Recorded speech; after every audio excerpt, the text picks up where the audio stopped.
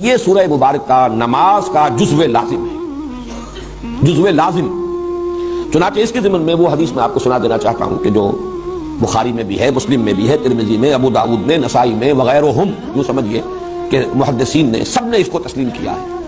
اور یہ حضرت عبادہ ابن صامت سے ہے رضی اللہ تعالی عنہ، وہ فرماتے ہیں کہ حضور نے ارشاد فرمایا لا صلاۃ لمن لم یقرأ بفاتحۃ الکتاب، اس شخص کی کوئی نماز نہیں جو فاتحۃ الکتاب یعنی سورہ فاتحہ نہیں پڑھتا، اس کی کوئی نماز نہیں۔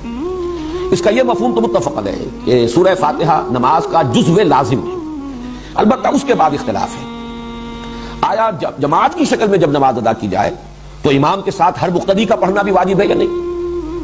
اس میں تین آراء ہیں ہمارے ہاں، دو انتہائی آراء ہیں، ایک درمیانی رائے ہے۔ ایک رائے جو ہمارے ہاں تو بہت ہی معروف ہے، مشہور ہے، اس لیے کہ امام ابو حنیفہ کی رائے ہے، فقہ حنفی کا بڑا اہم مسئلہ ہے، اور ہماری عظیم اکثریت جو آبادی کی وہ حنفی المسلک ہے۔ وہ تو یہ ہے کہ امام کی قرات جب ہو رہی ہے، امام کے ساتھ آپ نماز پڑھ رہے ہیں تو امام کی قرات ہی آپ کے لیے قرات ہے، آپ کو نماز نہیں پڑھنی۔ مقتدی کے لیے یہ سورہ فاتحہ جو ہے اس کا پڑھنا ضروری نہیں، بلکہ نہ صرف یہ کہ ضروری نہیں بلکہ نہ پڑھنا ضروری ہے۔ یہ انتہائی شدت ہے کہ جو حنفی مسلک میں اس بارے میں ہے، اور مثال وہ دیتے ہیں بڑی، یعنی ایک اعتبار سے تمثیل اور تشبیہ کے پہلو سے بہت یعنی معقول تشبیہ ہے کہ جب وفد کی صورت میں کہیں جائے، کسی بڑی شخصیت کے سامنے پیشی ہو، حاضری ہو، تو کوئی ایک ہوتا ہے جو نمائندہ، وہ گفتگو کرتا ہے، باقی سب لوگ موجود ہوتے ہیں، ان کی موجودگی گویا کہ ایک طرح کی شمولیت ہے، لیکن یہ کہ گفتگو جو ہے، کوئی درخواست پیش کرنی ہے، کوئی مطالبہ رکھنا ہے، تو وہ ایک ان کا نمائندہ پیش کرتا ہے۔ اسی طریقے سے جب امام پڑھ رہا ہے تو گویا کہ مقتدیوں کی طرف سے قرات ہو گئی۔ یعنی یہ مطلب نہیں ہے کہ یہ نماز کا جزو لازم نہیں ہے، صرف یہ ہے کہ جب جماعت کی شکل میں نماز پڑھی جا رہی ہو تو سورہ فاتحہ جب امام نے پڑھ لی تو گویا کہ تمام مقتدیوں کی طرف سے بھی قرات کا حق ادا ہو گیا۔ اس کے بالکل برعکس اور دوسری انتہائی رائے جو ہے وہ امام شافعی کی ہے رحمہ اللہ، کہ جو ظاہر ہے اس کا، ویسے یہ میں عرض کر دوں کہ جو موقف ہے امام ابو حنیفہ کا اور جو حنفی مسلک ہے، اس میں ایک دلیل یہ بھی پیش کی جاتی ہے کہ قرآن حکیم میں یہ حکم ہے اذا قرئ القرآن فاستمعوا له وانصتوا، جب قرآن پڑھا جائے تو اس کو توجہ سے سنو، پورا دھیان ادھر لگاؤ اور خود خاموش رہو۔ اگرچہ یہ دلیل جو ہے در حقیقت بنتی ہے تیسری رائے کے لیے جو میں بعد میں عرض کروں گا، لیکن اسے بھی جو حنفی المسلک لوگ ہیں وہ اپنے موقف کی دلیل کے طور پر پیش کرتے ہیں۔ اس کے بالکل برعکس ہے، وہ گویا کہ اس حدیث کے جو الفاظ ہیں اس پر مبنی ہے، ظاہر الفاظ لا صلاۃ لمن لم یقرأ بفاتحۃ الکتاب، اور حدیث یقیناً اتنی قوی ہے، اتنی مستند ہے، اپنے سند کے اعتبار سے اتنی اعلیٰ رتبے کی ہے کہ ظاہر بات ہے کہ اس سے اونچا رتبہ تو کوئی اور ہو نہیں سکتا کسی حدیث کا، سند کے اعتبار سے، روایت کے اعتبار سے۔ تو امام شافعی کی رائے یہ ہے کہ ہر نمازی مقتدی بھی پڑھے، پڑھنے کے پھر ان کے ہاں مختلف انداز ہیں،